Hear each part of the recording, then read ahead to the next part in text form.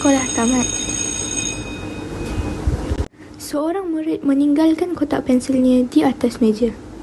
Apabila bilik darjah menjadi sunyi, kotak pensel terbuka sendiri. Pensel, pemadam dan pembaris hidup. Tandingan Adiwira RPM dah dekat. Tapi, siapa yang layak jadi Adiwira RPM? Jom kita cari. Alat tulis memerhatikan murid-murid. Mereka nampak seorang murid yang membantu rakannya memahami soalan yang susah. Wah, dia pandai lah.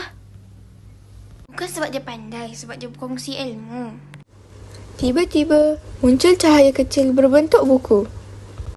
Mereka juga memerhatikan seorang murid membuat poster. Dia tersalah lukis. Dia cuba lagi. Tersalah lagi. Dia cuba sehingga berjaya.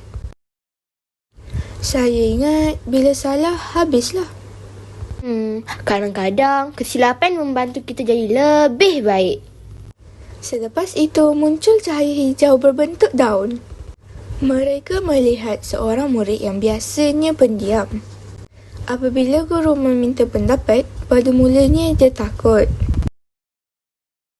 Kemudian dia mengangkat tangan dan berkongsi ideanya. Semua orang tersenyum dan bersetuju. Nampaknya keberanian bukan bermaksud tak takut. Keberanian ialah mencuba walaupun takut. Tiba-tiba muncul cahaya berbentuk bintang. Pada waktu rehat, pensel, pemadam dan pembaris berkumpul semula. Mereka berbincang. Jadi, siapa Adiwira RPM? Murid yang berkongsi ilmu? Atau yang tak mudah putus asa? Atau yang berani mencuba?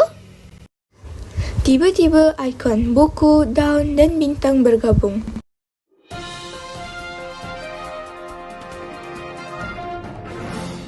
Cahaya itu membentuk perkataan Adiwira RPM. Kemudian, ia terpecah dan terbang ke arah semua murid. Rupa-rupanya Adiwira RPM bukan seorang. Semua murid boleh menjadi Adiwira RPM. Selepas itu, muncul tulisan berilmu, berdaya tahan dan berkeyakinan. Akhir sekali, Adiwira RPM ada dalam setiap murid.